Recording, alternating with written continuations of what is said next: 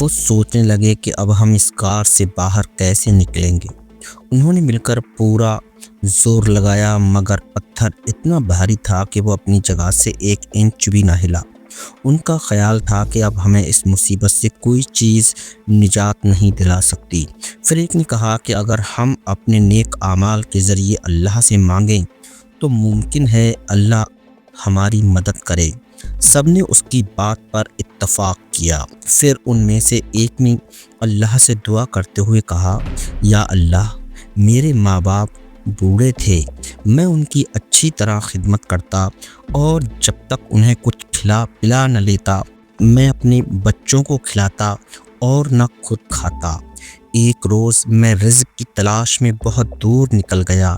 جب میں واپس آیا تو والدین سو چکے تھے۔ میں نے دودھ دوہا تاکہ ان کو پلاؤں مگر وہ سوئے ہوئے تھے۔ میں نے یہ پسند نہ کیا کہ انہیں جگاؤں اور نہ یہ پسند کیا کہ ان سے پہلے کسی اور کو کھلاؤں۔ اس طرح میں دودھ کا پیالہ لیے ان کے سرہانے کھڑا ان کے جاگنے کا انتظار کرتا رہا اور میرے بچے بھوک سے بےتاب ہو کر میرے قدموں میں لوٹتے لوٹتے سو گئے یہاں تک کہ صبح ہو گئی۔ میرے ماں باپ جاگ اٹھے اور پھر انہوں نے دودھ پی لیا۔ اے میرے مالک، اگر یہ سب کچھ میں نے تیری رضا کے لیے کیا تھا تو چٹان کو غار کے منہ سے ہٹا دے۔ اس نے یہ دعا ختم کی تو چٹان تھوڑی سی غار کے منہ سے ہٹ گئی۔ پھر دوسرے شخص نے اللہ سے دعا کرتے ہوئے کہا، اے میرے پروردگار، میں چچا کی ایک پھر دوسرے شخص نے اللہ سے دعا کرتے ہوئے کہا، اے میرے پروردگار، میرے چچا کی ایک بیٹی تھی جو بہت خوبصورت تھی اور مجھے بہت زیادہ پیاری لگتی تھی۔ میں اس کے پاس بری نیت سے گیا مگر وہ راضی نہ ہوئی کیونکہ وہ نیک اور تجھ سے ڈرنے والی لڑکی تھی۔ وقت گزرتا گیا اور ہمارے علاقے میں قحط پڑ گیا۔ اس لڑکی کے پاس کھانے پینے کو جب سب ختم ہو گیا تو وہ میرے پاس مدد مانگنے آئی۔ میری نیت اب بھی خراب تھی، اس لیے میں نے اسے 120 دینار اس شرط پر دیے کہ وہ میرے ساتھ برا کام کرے۔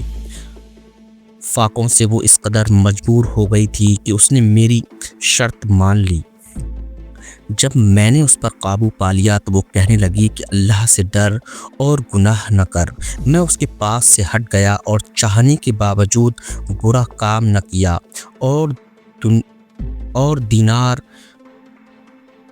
اور دینار بھی اس کے پاس رہنے دیے۔ اے اللہ، اگر میں نے یہ سب کچھ تیری رضا کے لیے کیا تھا تو ہم کو اس مصیبت سے نجات دلا۔ اس نے دعا ختم کی تو چٹان تھوڑی سی اور پرے ہٹ گئی مگر باہر نکلنا اب بھی مشکل تھا۔ تیسرے شخص نے دعا کرتے ہوئے کہا، اے میرے خدا، تو جانتا ہے کہ میں نے چند مزدوروں کو اپنے کام کے لیے اجرت پر رکھا اور سب کو ان کی اجرتیں دیں، لیکن ایک مزدور اپنی مزدوری لیے بغیر چلا گیا۔ میں نے اس کی اجرت کے روپیے کام میں لگائے اور ان سے بہت نفع حاصل ہوا۔ اس نفع سے کئی اونٹ، گائے، بھیڑیں اور غلام میرے پاس جمع ہو چکے تھے۔ کچھ مدت بعد وہ مزدور واپس آیا اور مجھ سے اپنی مزدوری کا مطالبہ کیا۔ میں نے سارے اونٹ، گائیں، بھیڑیں اور غلام اس کے سامنے کر دیے تو وہ حیران ہوا اور مجھ سے کہنے لگا کہ اللہ کے بندے، مجھ سے مذاق نہ کر، میں نے اپنی مزدوری مانگی ہے، تیرا مال نہیں۔ میں نے اسے سمجھایا کہ میں مذاق نہیں کر رہا، یہ سارا مال تیری ہی مزدوری کے نفع سے حاصل ہوا ہے۔ اس نے سارا مال لے لیا اور چلا گیا۔ اے اللہ، اگر میں نے یہ سب کچھ تیری رضا کے لیے کیا تھا تو ہمیں اس مصیبت سے نکال۔ اس کی دعا کے بعد چٹان غار کے منہ سے مکمل طور پر ہٹ گئی اور یوں انہیں نئی زندگی مل گئی۔ یہ واقعہ بیان کرنے کے بعد مجاہدین کے کمانڈر نے کہا کہ اے دوستو، آؤ آج ہم بھی اپنے اللہ سے دعا کریں کہ وہ ہمیں بھی ہم میں سے کسی کے نیک کام کے بدلے اس مصیبت سے نجات دلائے۔ اس کے بعد ایک مجاہد نے دعا مانگتے ہوئے کہا، اے اللہ، تو جانتا ہے کہ میں کالج میں پڑھ رہا تھا کہ ایک دن ہمارے شہر میں کمیونسٹوں نے جلوس نکالا۔ میں بھی جلوس دیکھنے گیا ہوا تھا جو کمیونزم کے حق میں نعرے لگا رہا تھا۔ جلوس ایک مسجد کے سامنے رک گیا اور جلوس میں شامل لوگوں نے اسلام کے خلاف نعرے لگانا شروع کر دیے، کیونکہ اس مسجد کا مولوی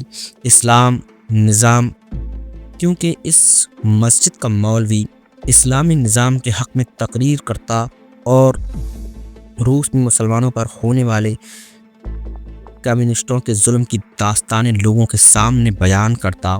مولوی صاحب مسجد سے باہر آئے اور انہوں نے اسلام کے خلاف نعروں پر شدید احتجاج کیا۔ کمیونسٹوں نے انہیں شہید کر دیا، مسجد کو آگ لگا دی اور قرآن مجید پھاڑ کر استنجا خانے میں پھینک دیا۔ وہاں موجود کئی دوسرے لوگوں نے اس پر احتجاج کیا اور کہا کہ اللہ سے ڈرو۔ اس پر ایک کمیونسٹ نے آگے بڑھ کر کہا کہ جا کر اپنے اللہ کو بلا لاؤ۔ یہ کہہ کر اس کمیونسٹ نے پھاڑتے ہوئے قرآن مجید پر پیشاب کر دیا۔ مجھے غصہ آ گیا، میں گھر کی طرف دوڑا اور بندوق اٹھا کر جلوس میں آ گیا۔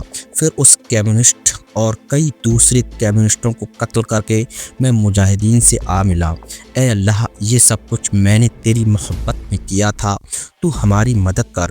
سب مجاہدین نے آمین کہی۔ پھر دوسرے مجاہد نے دعا کرتے ہوئے کہا، اے میرے رب، تو جانتا ہے کہ حامد اور میں اکٹھے پڑھتے تھے۔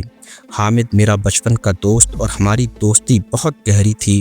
جب ہم کالج میں آئے تو اس کے نظریات بدل گئے اور وہ کمیونسٹ ہو گیا۔ میں نے اسے سمجھانے کی بہت کوشش کی لیکن اس پر کوئی اثر نہ ہوا۔ وہ تیرا مذاق اڑاتا، قرآن عیسائیوں کی لکھی ہوئی کتاب کہتا اور رسول اللہ صلی اللہ تعالیٰ علیہ وسلم کے خلاف انتہائی بیہودہ الفاظ استعمال کرتا۔ اسے میں نے بہت سمجھایا مگر وہ باز نہ آیا۔ ایک دن پوری کلاس میں اس نے قرآن اور اسلام کے خلاف تقریر شروع کر دی اور رسول پاک صلی اللہ تعالیٰ علیہ وسلم کے متعلق بہت غلط الفاظ استعمال کیے۔ میں نے پہلے اسے زبان سے روکا لیکن وہ نہ رکا بلکہ جھگڑنے لگا۔ اس پر میں نے اس گستاخ رسول صلی اللہ علیہ وسلم اور مرتد کو، جو کبھی میرا بڑا پیارا دوست تھا، بہت مارا اور اس کی گستاخ زبان کاٹ کر پھینک دی۔ اے میرے خدا، اگر یہ سب کچھ تیری خوشنودی کی خاطر تھا تو ہماری مدد فرما۔ سب مجاہدین نے آمین کہی۔ اس طرح ان سب مجاہدین نے باری باری دعا کی۔ آخر میں کمانڈر نے دعا کرتے ہوئے کہا کہ اے خدا، تو جانتا ہے کہ اس ملک میں جب روسی فوج داخل ہوئی، بچوں، بوڑھوں اور عورتوں پر ظلم ہونے لگا۔ گاؤں کے گاؤں ملبے کے ڈھیر بنا دیے گئے، مسجدوں اور مدرسوں کو شہید کر دیا گیا اور تیرا نام لینے کے جرم میں مسلمانوں کو شہید کیا جانے لگا۔ مجھ سے برداشت نہ ہو سکا اور میں نے تیری راہ میں بندوق اٹھا لی۔ اگر یہ سب کچھ تیری رضا کی خاطر ہے تو ہماری مدد کر۔ کمانڈر کی دعا پر جوں ہی مجاہدین نے آمین کہی، باہر زبردست دھماکہ ہوا، پہاڑ لرزنے لگا اور عجیب و غریب آوازیں آنے لگیں۔ ایسے محسوس ہو رہا تھا جیسے باہر قیامت آ چکی ہو، اور جب مجاہدین نے آنکھیں کھولیں تو دیکھا کہ روشنی غار کے اندر آ رہی تھی۔ غار کا منہ کھل چکا تھا اور ہزاروں ٹن ملبہ دور بکھرا پڑا تھا۔ مجاہدین اتنی جلدی قبولیت دعا پر حیران تھے کہ یہ سب کچھ کیسے ہو گیا۔ سب مجاہدین کی آنکھوں میں آنسو آ گئے اور وہ خدائے بزرگ و برتر کے سامنے سجدہ ریز ہو گئے۔ ہوا یوں کہ دشمن کے 1 درجن طیارے دوبارہ حملہ کرنے آئے۔ انہوں نے مرکز پر زبردست بمباری کی۔ 2 بڑے بڑے بم غار کے سامنے ملبے پر پڑے اور ان کے پھٹنے سے ملبہ دور دور تک بکھر گیا، اور یوں اللہ نے اپنے بندوں کی مدد اپنے دشمنوں کے ذریعے کر کے اپنے قادر مطلق ہونے کا اعلان کیا۔ مجاہدین نے باہر نکل کر جائزہ لیا تو تمام طیارہ شکن توپیں تباہ ہو چکی تھیں۔ صرف 3 زمینی توپیں سلامت تھیں اور جو مجاہدین انہیں چلا رہے تھے وہ انہی تینوں سے دشمن کی پیش قدمی روکے ہوئے تھے، جبکہ دشمن طیاروں اور ان گنت توپوں سے مسلسل ان پر گولہ باری کر رہا تھا۔ کئی بم ان کے دائیں بائیں پھٹے مگر اللہ نے انہیں بچائے رکھا۔ اب اس مرکز میں صرف 3 مجاہد صحیح سلامت تھے اور 20 زخمی، باقی سب شہید ہو چکے تھے۔ چیف کمانڈر کے سامنے اب 2 مسئلے تھے، ایک زخمیوں اور لاشوں کو نکال کر محفوظ جگہ پہنچانا، دوسرے ریڈیو اسٹیشن ویگن کو صحیح سلامت نکال کر لے جانا۔ مرکز کا بچانا اب کسی طرح بھی ممکن نہیں تھا۔ کمانڈر نے مجاہدین سے مشورے کے بعد کہا کہ توپوں پر صرف 6 مجاہد رہیں گے، 5 میرے ساتھ ہوں گے، باقی فوری طور پر ریڈیو اسٹیشن دیگر زخمیوں اور شہداء کو لے کر یہاں سے نکل جائیں۔ اس مرکز سے کسی بھی چیز کو سلامت لے جانا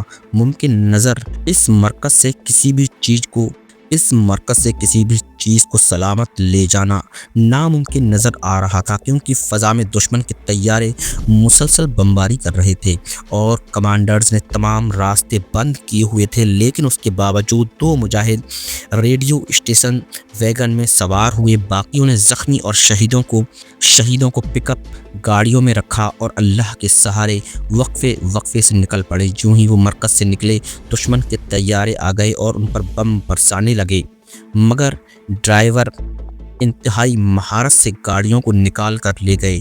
راستے میں انہیں بہت زیادہ لاشیں نظر آئیں جو مجاہدین کی نہیں تھیں بلکہ روسی کمانڈرز کی تھیں، جنہیں مجاہدین کے ایک دوسرے گروپ نے زمین پر اترتے ہی ہلاک کر دیا تھا، اور اس وقت بھی وہ گروپ اس راستے کی حفاظت کر رہا تھا۔ مرکز میں چیف کمانڈر اس بات سے بے خبر تھا۔ چیف کمانڈر سمیت اب مرکز میں صرف 12 مجاہد باقی تھے، ان میں علی بھی شامل تھا۔ ان کا ایک ہی مقصد تھا کہ دشمن کی پیش قدمی سورج غروب ہونے تک روکی جائے۔ ان 12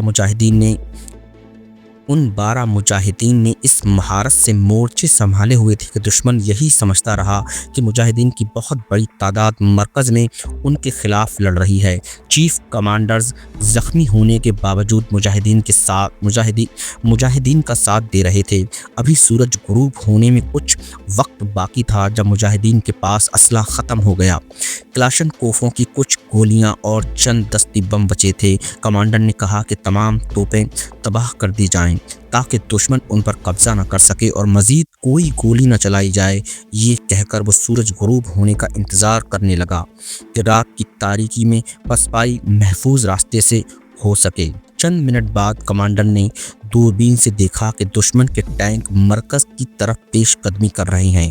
اس کے ساتھ ساتھ دشمن کی توپوں سے گولہ باری بھی ہو رہی تھی۔ کمانڈر نے مجاہدین سے کہا کہ نکلنے کا راستہ ٹینکوں کی زد میں آ چکا ہے، اس لیے آپ سب آہستہ آہستہ پچھلے پہاڑ کی طرف سرکنا شروع کر دیں اور درختوں کے اس جھنڈ کے نیچے اکٹھے ہوں جو چوٹی کے قریب نظر آ رہا ہے۔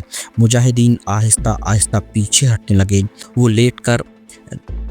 لیٹ کر رینگ رہے تھے تاکہ دشمن انہیں دیکھ نہ سکے۔ آہستہ آہستہ اندھیرا چھا رہا تھا۔ مجاہدین اب پہاڑ کی چوٹی کے قریب پہنچ چکے تھے۔ جب وہ درختوں کے جھنڈ کے نیچے پہنچے تو اندھیرا پہاڑ کو پوری طرح اپنی لپیٹ میں لے چکا تھا۔ انہوں نے ہوائی جہازوں کو آتے دیکھا۔ ایک جہاز سے روشنی کے بم پھینکے گئے۔ بموں کی روشنی اس قدر زیادہ تھی کہ زمین پر چیونٹی بھی نظر آ سکتی تھی۔ مجاہدین کے لیے صورتحال بڑی پریشان کن تھی۔ خدشہ تھا کہ انہیں دیکھ لیا جائے گا اور پھر اس جگہ بموں کی بارش شروع ہو جائے گی۔ روشنی کے 2 گولے اپنی جگہ معلق تھے۔ دور سے نظر آ رہا تھا کہ دشمن کے ٹینک مرکز کے دروازے پر پہنچ چکے ہیں۔ طیارے بڑی نیچی پرواز کر رہے تھے۔ اگر اس وقت مجاہدین کی ایک بھی طیارہ شکن توپ سلامت ہوتی تو روسی طیارے گرانا کچھ مشکل نہ تھا۔ علی نے اپنی بندوق سیدھی کی تو کمانڈر نے اسے روکا کہ گولی مت چلائے، لیکن روکنے سے پہلے ہی علی کی گولی چل چکی تھی اور روشنی کا گولہ اس کا نشانہ بن چکا تھا۔ علی نے دوسری گولی دوسرے گولے پر چلانے میں بھی دیر نہ کی اور وہ بھی ٹھیک نشانے پر لگی۔ کمانڈر نے مجاہدین سے کہا کہ اب فوراً جگہ تبدیل کر لو کیونکہ یہاں اب زبردست بمباری شروع ہو جائے گی۔ تاریکی کا فائدہ اٹھاتے اور دوڑتے ہوئے مجاہدین خاصے دور آ گئے۔ وہ جھاڑیوں اور درختوں کے نیچے پتھروں کی اوٹ میں لیٹ گئے۔ دشمن کے طیارے نے بمباری شروع کر دی تھی۔ بمباری اس قدر زیادہ تھی کہ اگر مجاہدین پہلی جگہ موجود ہوتے تو ان میں سے ایک بھی زندہ سلامت نہ بچتا۔ تھوڑی دیر بعد بمباری تھم گئی۔ مجاہدین کا خیال تھا کہ طیارے دوبارہ آئیں گے، لیکن خاصی دیر تک وہ نہ لوٹے۔ مجاہدین اٹھے اور پہاڑ سے نیچے اترنے لگے۔ وہ بڑی احتیاط سے چل رہے تھے کیونکہ خدشہ تھا کہ روسی کمانڈرز اس پہاڑ پر کسی جگہ چھپے ہوئے نہ ہوں۔ अभी वो पहाड़ का निस्फ रास्ता भी नहीं उतरे थे कि वही हुआ जिसका खदशा था। नीचे से फायरिंग शुरू हो गई। कई गोलियां अली के कानों के करीब से गुजर गईं। सब मुजाहिदीन एक दफ़ा फिर लेट गए और उल्टी सिमत रेंगने लगे। थोड़ी दूर जाकर वो ठहरे और हालात का जायज़ा लेने लगे। चीफ कमांडर सोच रहा था कि पता नहीं ज़ख्मी मुजाहिदीन और रेडियो स्टेशन वैगन वाले बचकर निकल सके हैं या नहीं। रूसी कमांडर अपने रास्ते में देखकर मुजाहिदीन परेशान हो गए थे। वो देर तक वहीं लेटे रहे। उनका ख्याल था कि कमांडर्स उनका पीछा करेंगे, लेकिन ऐसा न हुआ। रात आधे से ज़्यादा गुजर चुकी थी जब उन्होंने उस तरफ धमाकों की आवाज़ें सुनी जिस तरफ से उन पर फायरिंग की गई थी। सब उस तरफ देखने लगे। थोड़ी देर बाद उधर से भागने की आवाज़ें आने लगीं। अली का ख्याल था कि मुजाहिदीन के किसी गिरोह ने रूसी कमांडर्स पर हमला कर दिया है और ये दस्ती बमों के धमाके हो रहे हैं, इसलिए हमें मुजाहिदीन की मदद के लिए उस तरफ जाना चाहिए। लेकिन कमांडर का ख्याल था कि कहीं हमें फंसाने के लिए दुश्मन ने ये जाल न फैलाया हो। अली और दूसरे मुजाहिदीन का कहना था कि हमें यहाँ से निकलने के लिए ख़तरा मोल लेना पड़ेगा। कमांडर ने एक दफ़ा फिर सारे असलहा का जायज़ा लिया और मुजाहिदीन की राय से इत्तफ़ाक़ किया।